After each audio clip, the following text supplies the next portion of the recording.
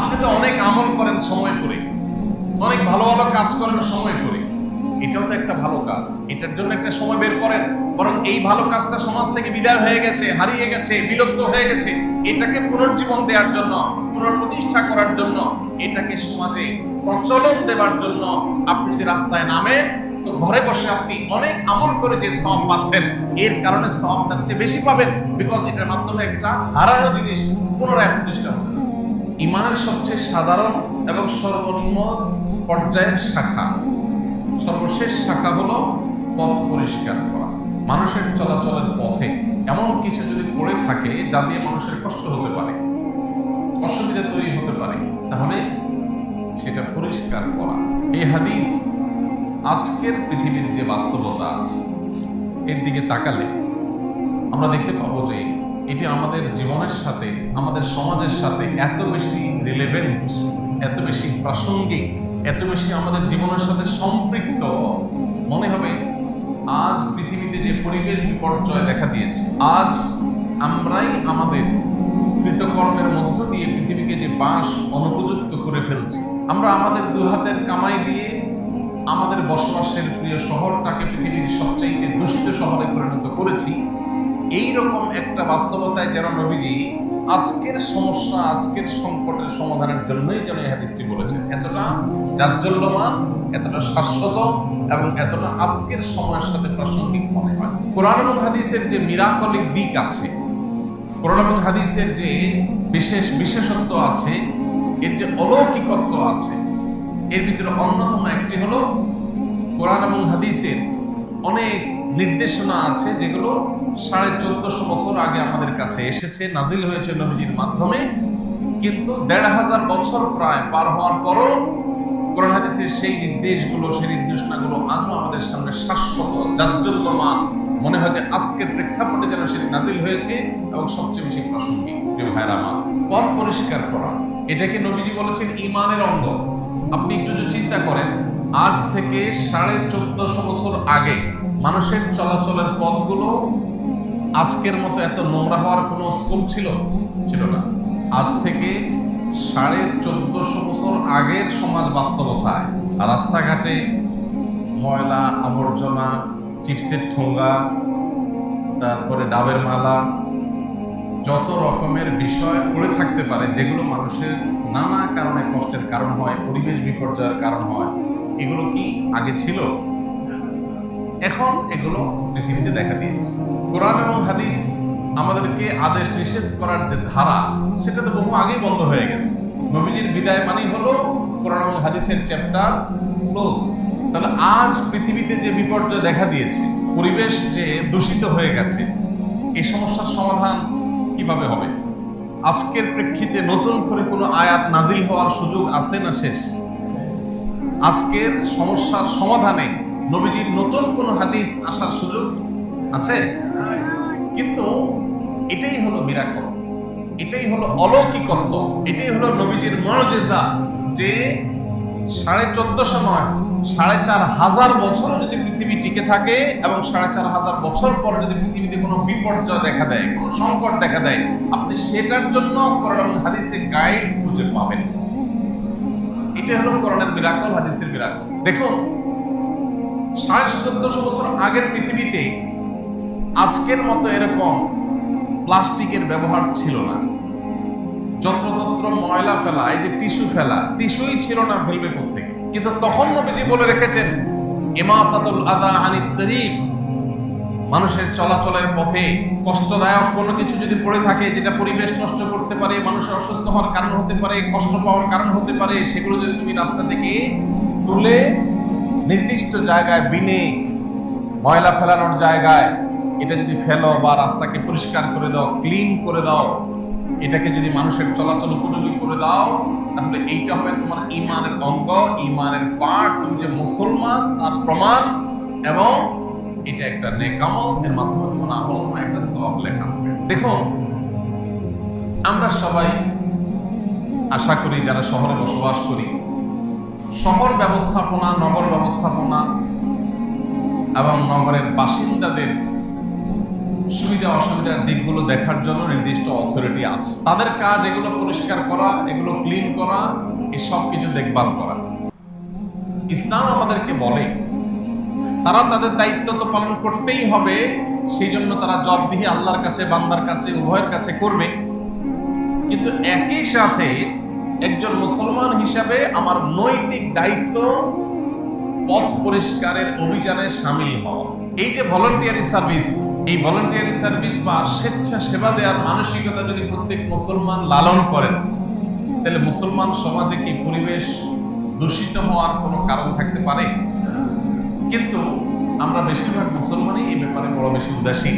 ইমানের অন্যান্য শাখা প্রশাখাগুলোর চর্চা, সেগুলোর আমল, সেগুলোর আলোচনা, পর্যালোচনা, এগুলো কম বেশি আমাদের সমাজে থাকলেও এই যে পথ পরিষ্কার করা ইমানের অঙ্গ, এই আমলটা বা এই চর্চাটা আমাদের সমাজ থেকে প্রায় বিলুপ্ত হয়ে গেছে। আমরা এখানে যারা আছি, কজন মানুষ বলতে পারবো যে আমি গত 1 মাসে আমার চলাচলের পথে আমার পথ চলা বন্ধ করে কোন একটা ময়লা, আবর্জনা, ইটের আদলা, অথবা যেটাতে মানুষ কুষ্ঠা খেতে পারে, কলার খোসা যেটাতে মানুষ স্লিপ খেয়ে পড়তে পারে, অথবা ডাবের মালা যেটাতে পানি জমে থেকে ডেঙ্গু মশার সৃষ্টি হয়ে মানুষের রোগ বিমার হতে পারে, কষ্ট হতে পারে, এভাবে রাস্তায় যত ময়লা পড়ে থাকতে পারে, সেটা হতে পারে তুচ্ছ কোনো জিনিস, টিস্যুর একটা টুকরো, অথবা বড় কোনো ইটের টুকরা বা অন্য কিছু।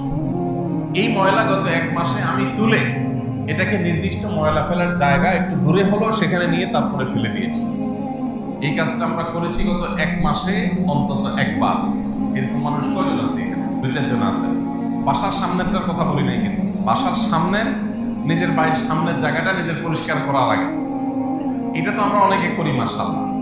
কিন্তু ধরেন আপনি একটা অপরিচিত এলাকায় গেছেন, এটা আপনার বসবাসের এলাকা না, কিন্তু আপনার ইমানই তাগাদা অনুভব করেছেন যে কেউ একজন এখানে এমন কিছু ফেলে গেছে যেটা পরিবেশকে নষ্ট করবে, মানুষের কষ্টের কারণ হবে।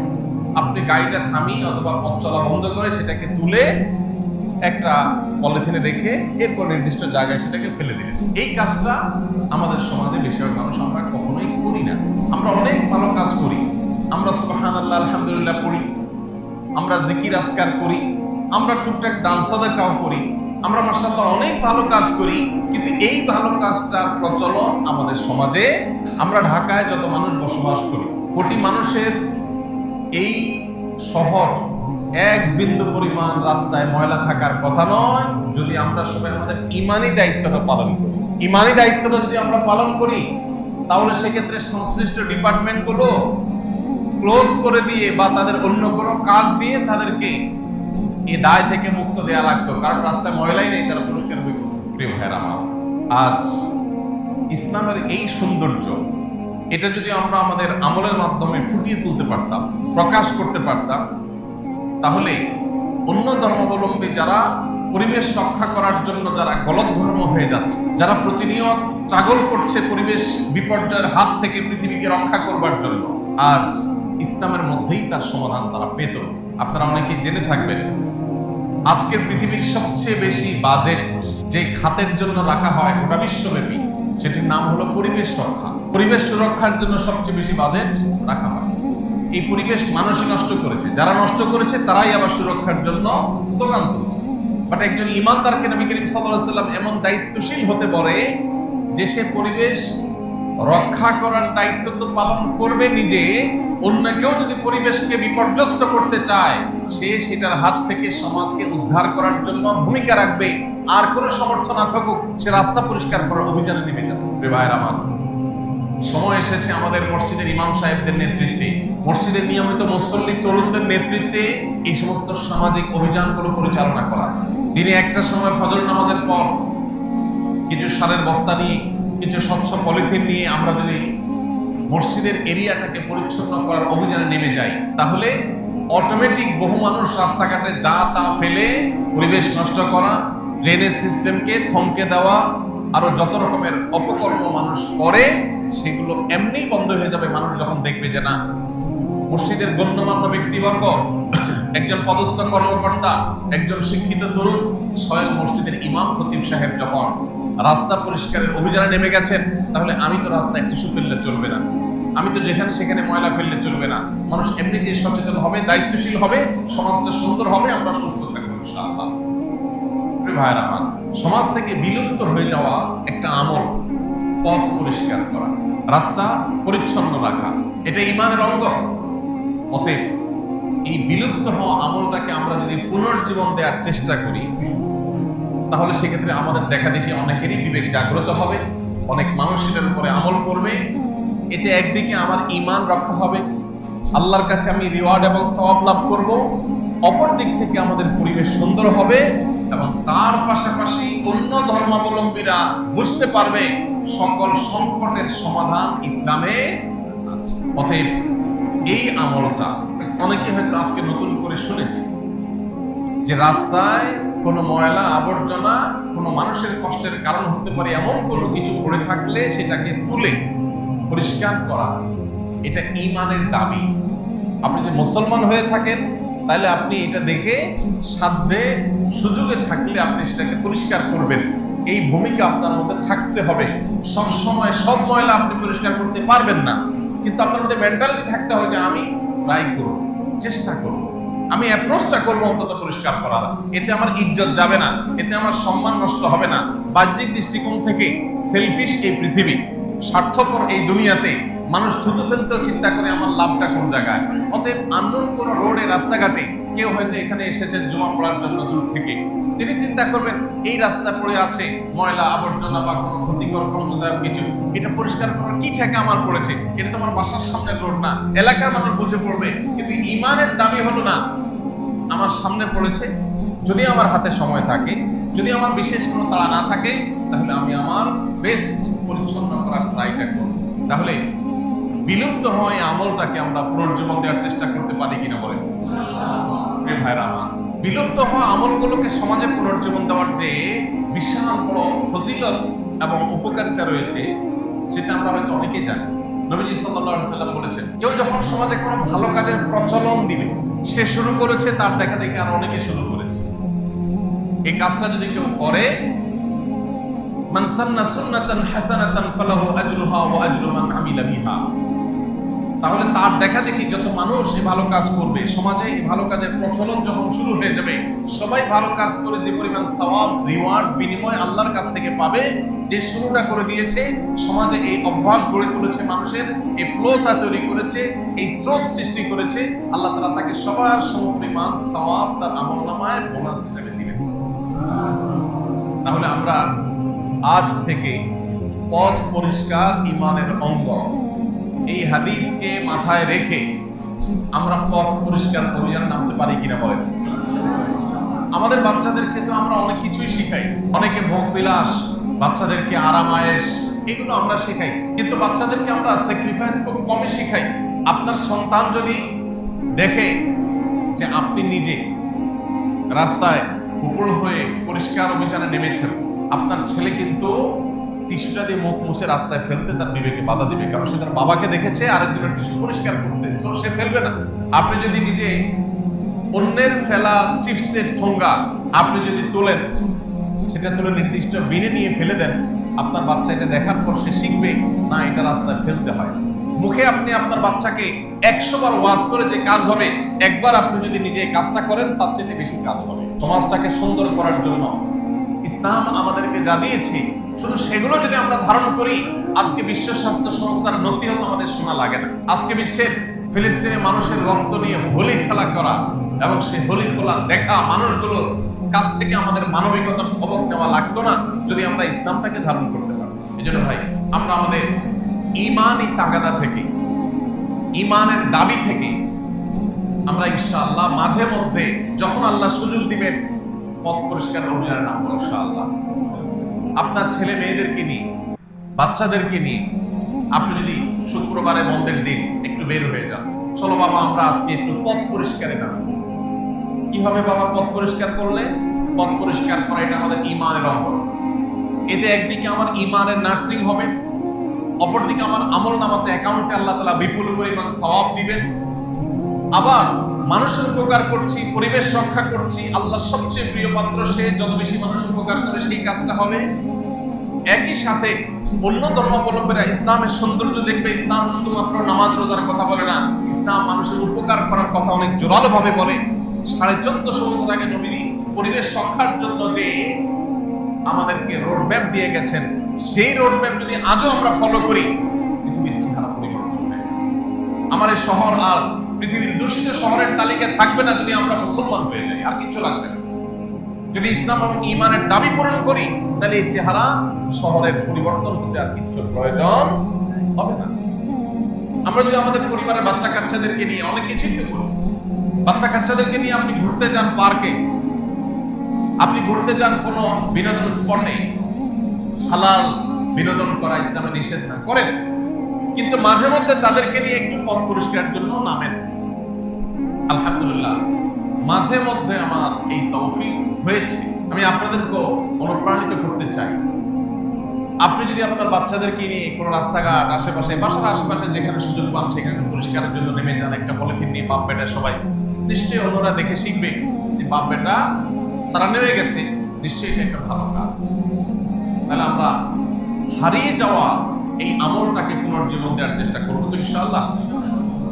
ভাইরা আমার, অন্য কেউ রাস্তায় এমন কিছু ফেলে গেছে যেটার কারণে কারোর কষ্ট হতে পারে, সেটা তুলে ফেলাটা যদি ঈমানের দাবি হয়, তাহলে আপনি নিজে যদি রাস্তায় কোনো কিছু ফেলে দেন, আপনি বাদামকে খোসাগুলো যেখানে সেখানে ফেলে দিন, দায়িত্বশীল আচরণ করলেন না। উচিত ছিল আপনার বাদামের খোসাগুলো আপনি নিজে সেভ করে রাখার, পকেটে রেখে দেওয়া, এরপরে নির্দিষ্ট জায়গায় আসলে সেখানে ফেলা। বাট আমরা করি না। অনেক লোক আছে দাঁড়িয়ে অনেক লম্বা, টুপিটাও সুন্দর মাশাআল্লাহ, জুব্বাটাও ভালো আছে, হয়তো নামাজ কালামও ঠিক মতো পড়ে, কিন্তু এই বিষয়গুলো খেয়াল করেন না। বিস্কিট খেয়ে প্লাস্টিকের ইয়েটা বাইরে ফেলে দিলেন, এটা গিয়ে কোনো ড্রেনে বাতাসে গিয়ে পড়লো, সেখানে ময়লা আবর্জনা এসে জমে গেল, জ্যামের সৃষ্টি হয়ে গেল, মশা তৈরি হলো, দুর্গন্ধ তৈরি হলো, অপরিচ্ছন্ন হলো, পরিবেশ নষ্ট হলো, বহুবিধ রোগের কারণ হলো। আপনি একটা ঠোঙা শুধু বাসের বা আপনার গাড়ির জানালা দিয়ে ফেলে দিয়েছেন, আর কিচ্ছু করেন নাই। এখান থেকে বহু কিছু হতে পারে, এর দায় আপনার আমল নামায় গুনাহ হিসেবে লেখা হতে পারে। সো আমরা যদি সবাই দায়িত্বশীল মুসলমান হই, সমাজের চেহারা পরিবর্তন হতে আর কিছুর প্রয়োজন হবে। ইমাম সাহেবদের মাধ্যমে, সময় ওলামা একরামের মাধ্যমে বিনীতভাবে অনুরোধ করতে চাই, মসজিদে মসজিদে আজ পথ পরিষ্কারের অভিযান পরিচালনা হওয়া উচিত। আমরা চেষ্টা করতে পারি না ইনশাআল্লাহ? আল্লাহ আমাদের সবাইকে আমলের তৌফিক দান করুন। এই কাজটা করলে আরেকটা এক্সট্রা বেনিফিট আপনি পেয়ে যাবেন, সেটা হলো অহংকার চূর্ণ হয়ে যাবে। আপনি অনেক বড় অফিসার, অনেক বড় আলেম, অনেক বড় মানুষ, আপনি নিজে পথ পরিষ্কার করতে নেমে গেছেন, এর মাধ্যমে আপনার দম্ভ অহংকার চূর্ণ হয়ে যাবে। আপনি বিনয়ী হয়ে উঠবেন, আপনি মাটির মানুষ হয়ে উঠবেন, ভালো মানুষ হয়ে উঠবেন। একজন মানুষ যখন মাটির মানুষ হতে পারে, একজন মানুষ যখন বিনয়ী হতে পারে, তখন সমাজের প্রত্যেকটা মানুষের কাছে সে প্রিয় পাত্রে পরিণত হয়, তার নিজের কাছে ভালো লাগা কাজ করে, তার মানসিকতা ফ্রেশ থাকে। আল্লাহ তাআলা তাকে মানসিক প্রশান্তি দেন যখন তিনি বিনয়ী হতে পারেন। বিনয়ী হওয়ার অন্যতম একটা উপায় হলো এটি। আমরা আজকাল এত ব্যস্ত যে এগুলো সময় আমাদের হাতে নেই। আমার প্রশ্ন হলো, আপনি তো অনেক আমল করেন সময় করে, অনেক ভালো ভালো কাজ করেন সময় করে, এটাও তো একটা ভালো কাজ, এটার জন্য একটা সময় বের করেন। বরং এই ভালো কাজটা সমাজ থেকে বিদায় হয়ে গেছে, হারিয়ে গেছে, বিলুপ্ত হয়ে গেছে, এটাকে পুনর্জীবন দেওয়ার জন্য, পুনঃপ্রতিষ্ঠা করার জন্য, এটাকে সমাজে প্রচলন দেওয়ার জন্য আপনি যদি রাস্তায় নামেন, তো ঘরে বসে আপনি অনেক আমল করে যে সওয়াব পাচ্ছেন, এর কারণে সওয়াব তার চেয়ে বেশি পাবেন, বিকজ এটার মাধ্যমে একটা হারানো জিনিস পুনরায় প্রতিষ্ঠা হতে যাচ্ছে। অতএব আমরা ঈমানের অনেক শাখা প্রশাখার কথা শুনেছি, কারোর কাছে আজ হয়তো এটা নতুন হতে পারে যে ঈমানের একটা শাখা হলো পথ পরিষ্কার করা, রাস্তাঘাটে পরিচ্ছন্নতা অভিযান পরিচালনা করা। এই ঈমানের শাখাটার বাস্তবায়ন, এটার কার্যকর ভূমিকা, সেটা মসজিদ থেকে আমরা শুরু করতে পারি, নিজস্ব উদ্যোগে শুরু করতে পারি। আল্লাহ আমাদের সবাইকে তৌফিক দান। আমরা যদি এই কাজটা করি, তাতে আমাদের অনেক বেশি সময় নষ্ট হয়ে যাবে না, অনেক টাকা পয়সা খরচ হবে না, কিন্তু এর মাধ্যমে আমি বিপুল পরিমাণ সওয়াবের ভাগীদার হতে পারি। আল্লাহ রাব্বুল আলামিন অহংকারকে চূর্ণ বিচূর্ণ করে বিনয়ের ভূষণকে নিজের মধ্যে ধারণ করবার লক্ষ্যে, আল্লাহর সন্তুষ্টির আশায় ঈমানকে প্রতিষ্ঠা করবার, ঈমানের শাখাকে পূরণ করবার প্রয়োজনে আল্লাহ তাআলা আমাদেরকে হারিয়ে যাওয়া আমলটাকে পুনরায় প্রতিষ্ঠা করার তৌফিক দান। আমরা নিজেরা যদি জাগ্রত হই, সচেতন হই, অন্যদেরকে যদি আমরা সচেতন করি, তাহলে ইনশাআল্লাহ সমাজের চেহারা বদলে যাবে। আমরা যখন সবাই স্বেচ্ছাসেবার ভূমিকায় অবতীর্ণ হব, তখন এই আমলটাই আমার আখিরাতে নাজাতের মাধ্যম হতে পারে। বহু হাদিস রয়েছে এই ধরনের তুচ্ছ তুচ্ছ কাজ করে মানুষ আল্লাহর কাছ থেকে নাজাত পেয়ে যাবে। জাস্ট মানুষের কষ্ট হবে না, সেই জায়গা থেকে তিনি পরিচ্ছন্নতার অভিযান নেমেছেন, বাস এটুকুর কারণে তিনি আল্লাহর কাছ থেকে রিওয়ার্ড পাবেন, সওয়াব পাবেন। নিজের বাসা বাড়ি পরিষ্কার তো আমরা সবাই করি, কিন্তু পাবলিক প্লেস যেটা আমার কোনো ঠেকা পড়ে নাই সেটা পরিষ্কার আমরা কেউ করি না। বাট এটা করাটাও আমার ঈমানের দান। একজন মুসলমানকে ইসলাম শিখায়, সে কখনো শুধু নিজের স্বার্থের কথা চিন্তা করবে না, সে শুধু নিজের কথা ভাববে না, সে নিজের কথা, সমাজের মানুষের কথা, আশপাশের সবার কথা সে ভাববে, সবাইকে নিয়ে সে সুখে থাকার জন্য চেষ্টা করবে, তখন সে ভালো মুসলমান হবে। এখন আমরা নামাজ রোজা আদায় করি, বেশিরভাগ মানুষের স্বার্থপর, নিজে বড় ধরনের নিজের ছেলে মেয়ে বউ, আর এর চেয়ে খুব বেশি হলে মা বাপ ভাই বোন, শ্বশুর শাশুড়ি বা শ্বশুর ভাই বোন, ব্যাস এর বাইরে আমাদের গণ্ডি নিয়ে আমরা মনে করি না, মনে করি যে আর বাকি সব শেষ হয়ে যাক, আমরা ভালো থাকলে। আল্লাহ রাব্বুল আলামিন আমাদেরকে সমাজ নিয়ে, দেশ নিয়ে, সবাইকে নিয়ে ভাবা এবং সবার কল্যাণে নিজেকে অবতীর্ণ করার তৌফিক দান। হাদিসে আপনারা সবাই শুনেছেন কম বেশি, নবীজি সাল্লাল্লাহু আলাইহি ওয়াসাল্লাম বলেছেন, আহাব্বুন নাসি ইলাল্লাহি আনফাউহুম লিন-নাস, আল্লাহর কাছে সবচেয়ে প্রিয় মানুষকে, আল্লাহ সবচেয়ে বেশি পছন্দ করেন কোন মুসলমানকে? যে মুসলমান সবচেয়ে বেশি পরোপকারী হয়। তার মানে স্বার্থপর হয় না, সে সবসময় কার উপকার করে বেড়াবে এটা নিয়ে সে ব্যস্ত থাকে। আল্লাহ তাআলা আমাদেরকে পরোপকারী মানুষ হওয়ার তৌফিক দান। অন্যকে নিয়ে যেন কল্যাণ চিন্তা করতে পারি, অন্যের উপকার নিয়ে ভাবতে পারি, সেটার জন্য নিজেকে নিয়োজিত করতে পারি। আল্লাহ তাআলা সেরকম মানবিক গুণ সম্পন্ন মুসলমান আমাদেরকে হওয়ার তৌফিক দান। আমরা যেখানে সেখানে ময়লা ফেলে, যেখানে সেখানে জাতা ফেলে মানুষের কষ্টের কারণ হতে পারি না, কোন অবস্থাতেই না। এটা ঈমানের বিপরীতে, কুফরের অঙ্গ হবে। বরং অন্যকেও ফেলে দিলে সেটা পরিষ্কার করা আমার দায়িত্বের মধ্যে পড়ে। তাহলে আমি কিভাবে ফেলতে পারি? তাহলে আমরা সবাই দায়িত্বশীল আচরণ করবো তো ইনশাআল্লাহ। আল্লাহ রাব্বুল আলামিন আমাদেরকে দায়িত্বশীল আচরণ এবং ভূমিকা রাখার তৌফিক দান করুন। একজন মুসলমানকে অবশ্যই দায়িত্ববান হতে হয়। দায়িত্ব জ্ঞানহীন কখনো মুসলমান হতে, ভালো মুসলমান হতে, প্রকৃত মুসলমান হতে পারে। অতএব এই দায়িত্বশীলতা এটা আজ গুরুত্বপূর্ণ। আমাদের মতো এই ধরনের দেশগুলোতে যেখানে রাষ্ট্রীয় আইন কানুন সিস্টেম অনেক বেশি স্ট্রং বা মজবুত না, আমরা যদি প্রত্যেকটা মানুষ মুসলমান হয়ে উঠতে পারি, তাহলে দেখবেন পৃথিবীর কাছে আমরা রোল মডেল হতে পারি যে স্বপ্রণোদিত